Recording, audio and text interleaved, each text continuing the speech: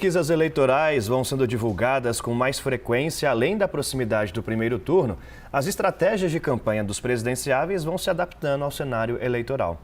E é sobre isso que nós vamos conversar agora com o Lúcio Renó, professor de Ciências Políticas da Universidade de Brasília. Professor, muito bem-vindo à CNN neste domingo. Muito obrigado por nos atender. Bom dia. Muito bom dia, muito obrigado por ter aqui, Daniel. É um prazer colaborar com vocês.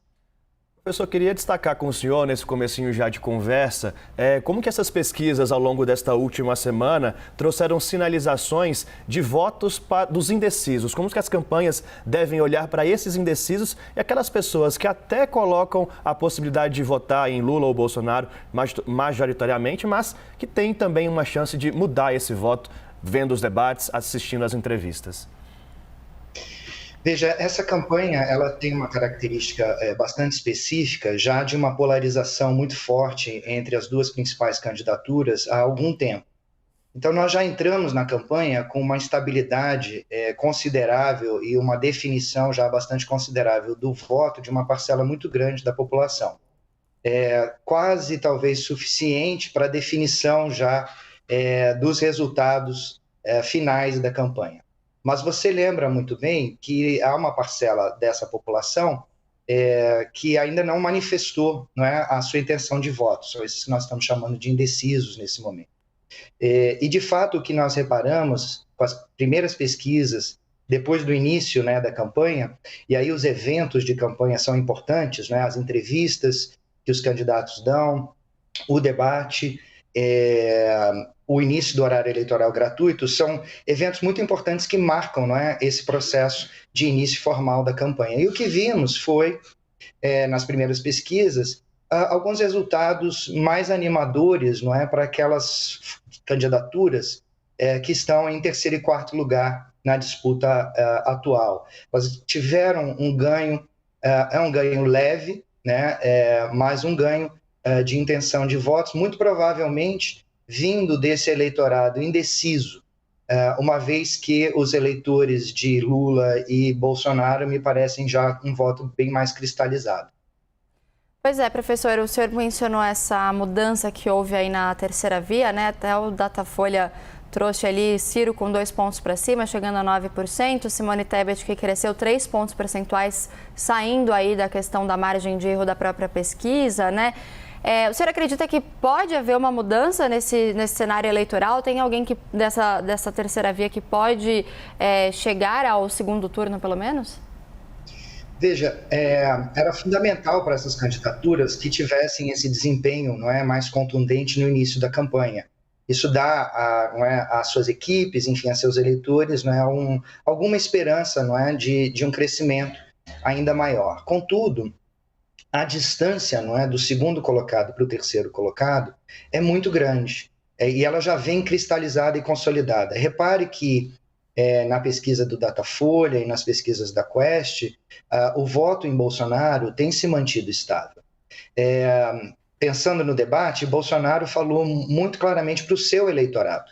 Ele não se preocupou em atrair eleitores novos naquele momento, porque o discurso dele foi muito calibrado para os temas que ele sempre trata e que são temas muito caros a esse conjunto de eleitores que ele tem. O resultado disso foi sua estabilidade nas pesquisas, antes e depois, não é, do início da campanha, do debate, enfim.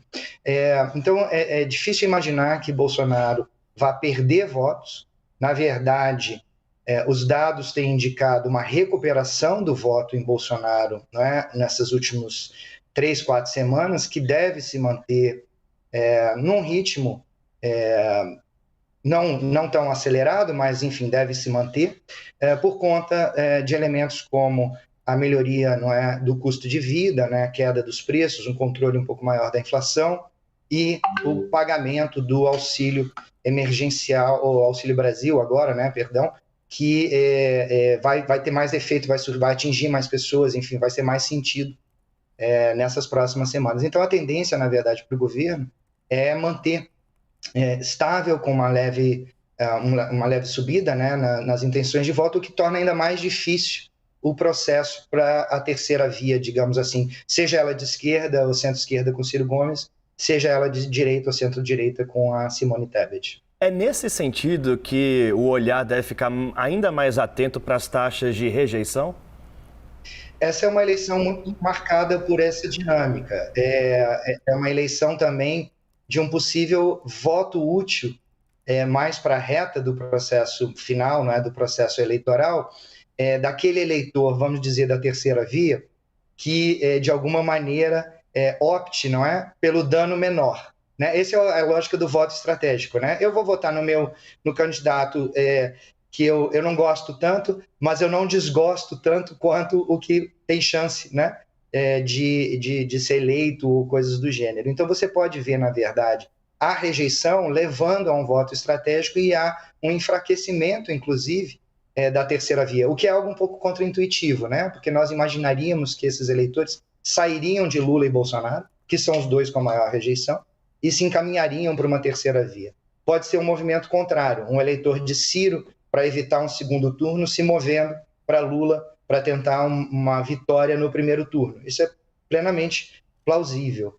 Mas, óbvio, né, a gente tem sempre que estar atento também para um movimento contrário, que é de abandono de Lula e Bolsonaro. Embora, como eu disse, as pesquisas não tenham indicado fortemente esse processo. Lula perdeu um pouco de intenção de voto depois do começo da campanha. Sim, ele caiu 2 pontos, mas dentro da margem de erro. Então, a gente não pode assegurar com segurança, né? Não podemos afirmar com segurança que essa é uma variação real. Professor, falando agora do cenário presidencial, mas nos estados, né? Por que é importante a gente olhar para isso e principalmente tendo em vista aqui a situação em São Paulo? A gente teve uma aproximação, já um crescimento, né, de Bolsonaro aqui no estado paulista, mas ainda assim Lula aparece à frente. Como que o senhor avalia esses dados, né, estaduais? Perfeito. Eu acho que nós podemos começar com uma discussão mais regional. Né? O voto em Lula, ele está bastante concentrado, não é, no Nordeste, que é a região também que Bolsonaro tem o pior desempenho. Queria só chamar a atenção para um elemento, a avaliação de governo do Bolsonaro, como mostram as pesquisas da Quest, por exemplo, as avaliações negativas têm caído muito rapidamente nesses redutos em que o PT vai muito bem, que é o Nordeste, que são os eleitores de baixíssima renda, né? Vamos dizer, 2 salários mínimos ou menos. Então você vê aí uma perspectiva, não é, de recuperação desse voto, inclusive em Bolsonaro, inclusive no Nordeste, né? Que é algo que a campanha petista precisa prestar atenção. Professor, mas nós temos... interromper nesse ponto, claro, que eu acho só interessante da gente pontuar. Apesar de a gestão ser melhor avaliada agora, isso se converte em voto? A pessoa pode até falar assim, olha, o governo vai avaliar ele como bom ou regular agora. Mas será que isso vira voto para Jair Bolsonaro? Bom, as pesquisas mostram uma relação muito forte entre a avaliação do governo e a avaliação retrospectiva da economia, não é? O olhar para trás e ver se melhorou ou piorou, no voto. Isso é uma coisa bastante consolidada nas pesquisas sobre comportamento eleitoral, sobre psicologia política. Então, é de se esperar que sim. A pergunta é, há tempo suficiente? Não é? Veja, isso é um processo que é demorado, ele não é um processo de curtíssimo prazo. E o que nós estamos vivenciando com esse governo Bolsonaro foram ajustes de curso, não é? No controle da inflação e na distribuição de políticas de renda, né? De transferência de renda, muito recentes. Então, a expectativa é de que haja um ganho, mas esse ganho não seja suficiente para a reversão, não é, do quadro eleitoral que está posto nesse momento. Contudo, tudo indica, não é, que será uma eleição bastante apertada, que as pesquisas vão demonstrar, não é, essa aproximação do voto. Mas eu acho que o timing, não é, da adoção dessas políticas foi um pouco atrasado por parte do governo para que tivesse o efeito desejado do ponto de vista deles. O senhor detalhava há pouco as regiões, né? As regiões, perfeito, obrigado. Eu acho que essa pergunta é fundamental, né? O Brasil vem dividido na sua geografia eleitoral praticamente desde 2002, não é? O Nordeste e o Norte muito mais com o voto no PT e Lula e na esquerda, vamos dizer assim. O Sul com o voto muito mais na direita, no centro-direita. Centro-Oeste também, tanto é que hoje Centro-Oeste e Norte hoje são regiões em que Bolsonaro vai muito bem. e o Sudeste dividido, não é? Numa disputa aí que é extremamente importante. Então, o desempenho, Nicole, por exemplo, em São Paulo, em estados específicos, São Paulo e Minas, né, são dois estados hoje que têm uma capacidade de forte influência no resultado final da eleição, são campos de batalha importantes, porque são estados que vão e voltam, mudam, né? Às vezes são, em eleições, partidos mais à direita ganham, em outras, partidos mais à esquerda ganham, e as eleições são muito próximas nesses dois estados. Então, conquistar esses estados passa a ser um elemento, até porque também são estados com muitos eleitores, né? Isso é fundamental para a gente entender. Então, essas disputas nos estados, elas são extremamente importantes para a gente entender o sucesso, não é, eleitoral de uma candidatura a presidente. Conquistar esses estados é fundamental. Assim como é também conquistar certos perfis de eleitores. Por exemplo, né, os evangélicos hoje também, a disputa entre os evangélicos é muito acirrada, a disputa entre o eleitor de baixa renda até 2 salários mínimos é muito acirrada, porque são eleitorados com uma grande capacidade de influência no resultado final. Tem um dado interessante no Datafolha, até se eu puxou os evangélicos, que é até um questionamento que eu fiz a alguns cientistas políticos, no sentido de, o eleitor evangélico, ele é mais preocupado na hora de decidir o voto com a economia ou a própria religião? Para onde que ele vai ali, né? Ele prefere que o voto seja mais alinhado a um poder de compra, à economia como um todo, ou prioriza a pauta de costumes? Excelente pergunta. Eu acho que essa talvez seja uma das perguntas, do ponto de vista teórico, da investigação, da pesquisa, mais relevantes para esse ciclo eleitoral. Porque você vai conseguir contrapor, de fato, diferenças entre posições ideológicas, né, que é essa pauta dos costumes que você está falando, que são posicionamentos do eleitorado sobre temas políticos, como aborto, como casamento entre pessoas do mesmo sexo, inúmeras questões relativas, não é, a direitos, a questões de gênero, LGBTIQ+. Tá? Então, essa é uma agenda importante. A agenda também, por exemplo, do enfrentamento ao crime, outra agenda importante que toca, né, nos interesses da população. Esses são posicionamentos sobre temas que configuram apoio ideológico, né? E Bolsonaro e seus apoiadores, o que a gente tem chamado de bolsonarismo, tem uma adesão ideológica muito forte. A questão que se coloca é a economia, que não vem bem, né, nos últimos anos, ela leva a uma ambivalência desse eleitorado bolsonarista, ou seja, aquele eleitor, como, por exemplo, o eleitor evangélico, que coloca essas questões de religião importante, né, como definidor das suas posições políticas sobre temas, como eu mencionei aqui, ele vai ter que pesar essas duas dimensões muito fortemente. Aparentemente, a questão econômica, o governo vem tentando atenuá-la, correto? O governo vem tentando reduzir a pressão, porque entende que essa pressão é fundamental no voto. Mas vai ser uma eleição muito interessante do ponto de vista da ciência política, justamente para a gente entender quais desses elementos acabam pesando mais. No passado, viu, Daniel e Nicole, eu não teria dúvida de dizer que a economia teria um papel decisivo nesse processo. Ela vai continuar tendo, mas eu acho que ela é muito mais contrabalanceada hoje por preferências ideológicas e sobre temas políticos no seio do bolsonarismo do que já foi em qualquer momento do passado. Professor, falando ainda sobre esses eleitores que são importantes e às vezes até mesmo definitivos aí para essa questão da decisão eleitoral, falando sobre as mulheres, né? Qual que é a sua avaliação em relação a a importância desses temas para as mulheres, como que elas se comportam no momento do voto e também como que estão as campanhas, né, tanto de Lula quanto de Bolsonaro? Qual que é a sua avaliação sobre as campanhas desses candidatos para esse público, voltadas para esse público? Perfeito. Essa questão de gênero, né, de sexo, mulher e homem, é um fator decisivo na campanha hoje. Lula tem uma liderança muito expressiva em relação a Bolsonaro entre as mulheres. Esse é Já entre os homens, não, né? A diferença é bem pequena, talvez até indissociável entre os dois, conforme as pesquisas mais recentes. Agora, entre as mulheres, não, a divisão é enorme, Lula tem uma liderança muito confortável. O desafio aí tem sido muito mais para Bolsonaro tentar reverter esse quadro, né? É um pouco o inverso do que ocorre na questão dos evangélicos, né? Lula tentando reverter um quadro que é favorável a Bolsonaro entre os evangélicos, ocorre uma coisa semelhante em relação às mulheres. Bolsonaro tentando reverter um quadro que é muito favorável a Lula. E aí nós vimos também já manifestações nesse sentido.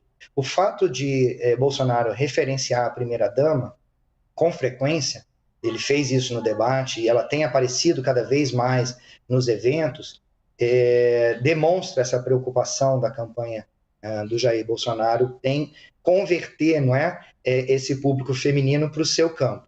Ele faz isso dentro da sua retórica, não é? Ele não foge da sua plataforma política, que é a defesa dos costumes, que é a defesa da família. Então, ele tenta convencer a mulher a apoiá-lo com essa agenda conservadora. Então, óbvio que a campanha dele entende até onde ele consegue ir nesse processo. Ele não vai fazer uma campanha para mulheres progressistas, né? Isso está fora de cogitação dentro do que o bolsonarismo representa aqui no Brasil. Mas ele tem falado e tem tentado se aproximar com esse viés conservador.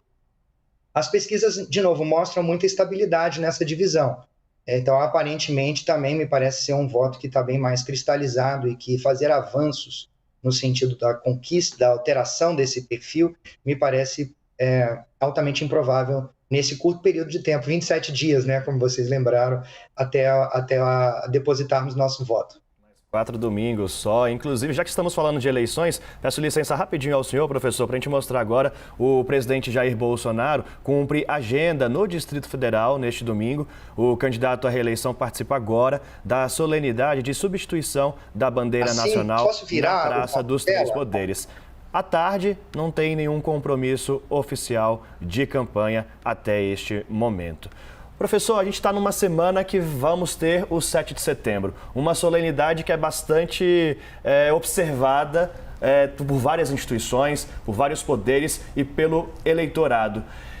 Em que medida o presidente Jair Bolsonaro, como trouxe o nosso analista Caio Junqueira, tentar amenizar o debate, não partir para o confronto, apesar de também ter a expectativa de que ele possa ser motivado pelo eleitorado, pelos aliados ali, de fazer ataques, aumentar o tom no discurso.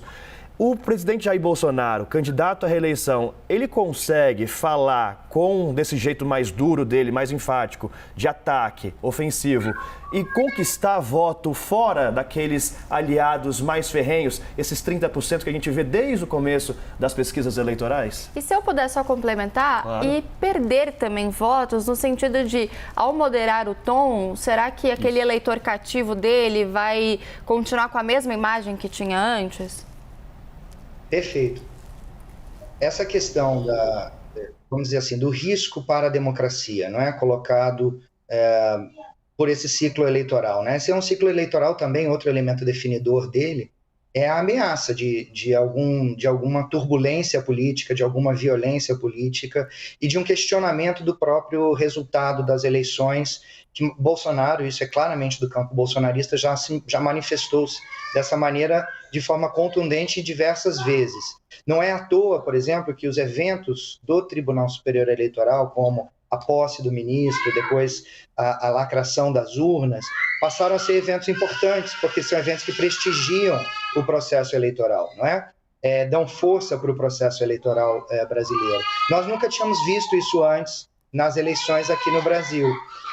Então, eu entendo que a atenção para esses eventos, e 7 de setembro é um evento importante, já há organização no sentido de haverem manifestações, não é, em defesa da pátria, dessa agenda simbólica, não é, que o bolsonarismo capturou, no sentido de que pode ser ali um termômetro importante para nós, analistas, entendermos a força dessa reação contra a democracia. Então, existe a manifestação, existe o movimento. O posicionamento de Bolsonaro vai ser decisivo nesse processo, porque, como vocês bem colocaram, ele corre riscos de, se for muito agressivo nesse processo, se distanciar ainda mais de um eleitor moderado, moderado antipetista, vamos dizer assim, né? Um moderado mais conservador, que ele pode não conseguir trazer para a sua campanha se posicionar muito fortemente contra o sistema eleitoral e, portanto, contra a democracia brasileira. Então, você tem essa possibilidade. Por outro lado, uma parcela do eleitorado bolsonarista, reparem, não é todo o eleitorado bolsonarista, mas uma parcela dele é antidemocrática, né? Adota atitudes antidemocráticas, é favorável a um golpe no Brasil quando o crime é alto ou quando a corrupção é alta, é insatisfeito com a democracia. Essa parcela desse eleitorado é que vai empurrar, não é, o presidente para adotar posições mais radicais. Ele vai ter que buscar um equilíbrio baseado aí nos números, em que lado ele perde mais. A meu ver, ele perde mais adotando uma postura mais radical e extremista contra a democracia. Porque o eleitorado raiz dele, ele não vai perder. Essa é a minha impressão. Esse eleitorado convicto não vai deixar de votar nele. Ele poderia tentar atrair mais eleitores moderados com uma posição mais moderada. Do ponto de vista da estratégia eleitoral, isso me pareceria mais interessante. Vide até o que aconteceu em relação ao Centrão, né, professor? De que havia toda uma crítica ali nas eleições de 2018, mas que mesmo com a aproximação de Bolsonaro desses parlamentares, ainda assim ele continua com aquele mesmo percentual de apoiadores, né? Eu só queria voltar no tema das mulheres, professor, que eu fiquei com uma dúvida em relação ao que a gente estava falando. O senhor falou que as pesquisas mostram que já está muito cristalizada, né, a posição das mulheres em relação ao voto em outubro. Ainda assim, vale a pena para esses candidatos e até mesmo a gente pode jogar isso até para outros temas dentro da campanha eleitoral, né? Ainda vale a pena para os candidatos investirem as suas campanhas nesses nichos, nesses setores, ou não? Veja, quando eu digo que essa estabilidade demonstra, né, uma cristalização, é a tendência geral, ou seja, o candidato pode ainda, né, recuperar votos nesses grupos, modulando o seu discurso, intensificando alguns aspectos do seu discurso na apresentação da sua campanha.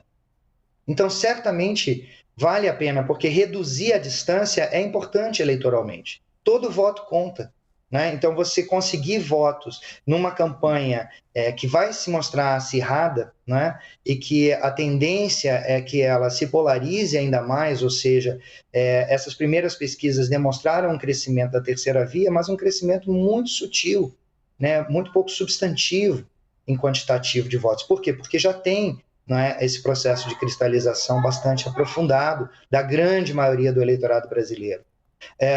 Então, para os dois candidatos que estão na ponta, é fundamental consolidar, né, os seus redutos, ampliando suas vantagens nesses redutos e, ao mesmo tempo, reduzir a vantagem do adversário direto naqueles redutos que a candidatura não vai bem.